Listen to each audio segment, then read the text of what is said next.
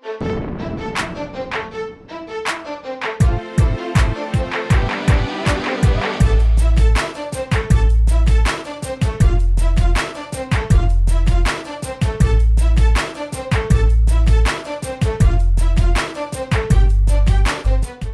I'm Brian Cannone from FitnessAtlantic.com.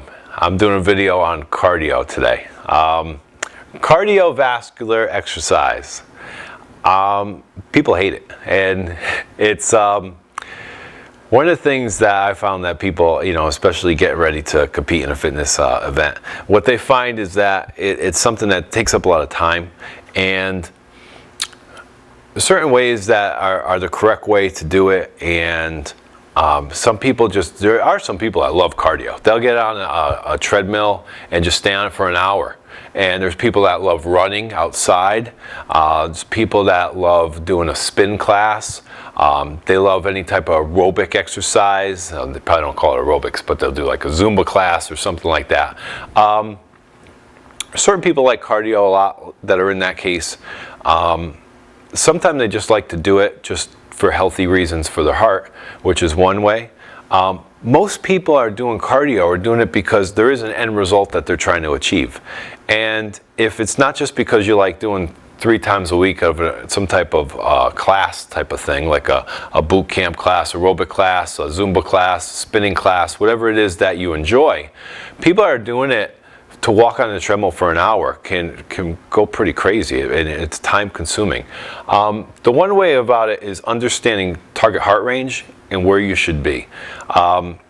Recently someone wrote me in on an email about my book Stage Ready, and they said, well, you talk about a basic way of finding your heart rate, and the simplest way to do that is you subtract your age from 220, you multiply the resulting number by 60%, up to 90%, usually 70%, and that would be what your target heart range would be. And he said, well, that's too average. And no, I agree, it is average. The best way to be a target heart rate monitor, you buy a monitor that goes around, clip it on, and you wear a watch that tells you your target heart range. That's the best way. Even a lot of these treadmills, like the Life Fitness treadmill, if you wear the band, it'll even tell you on the monitor of the treadmill itself where you are. Some of the treadmills have heart rate monitors that you can hold on to nowadays. Most of them do, almost every single one of them. They didn't used to in the past, but they have the silver monitors you hold on, and it will calculate your heart range. And you should figure out, based on what you're trying to accomplish, where you should be. Now, most of the time I find if somebody's running on a treadmill, you have your heart rate is up pretty high, it's a lot of impact on your body. So I would say, well, walk on a treadmill and incline it can get your heart rate up just as much with a lower intensity on your body. So if you're walking on an incline, you can not hold on, which is you're moving your arms now so that you're going to burn more calories, or you can hold on to see where you are and then take your hands back off it again, because it does make it easier when you're holding on. And it will tell you, it'll calculate your heart rate through your body and see where your heart rate is. You probably want to stay at about 70 to 80%. The lower is actually said to be better. So the lower area, staying around 70%, staying on a treadmill for a longer period of time. Of course, if you know what calorie range you're looking to be in, how many you need to expend when you're doing cardio is going to be more helpful to make a progressive plan. The difference is a lot of people say, well, what's better to do? Should I do the treadmill? Should I do the cross trainer? Should I do a Stairmaster?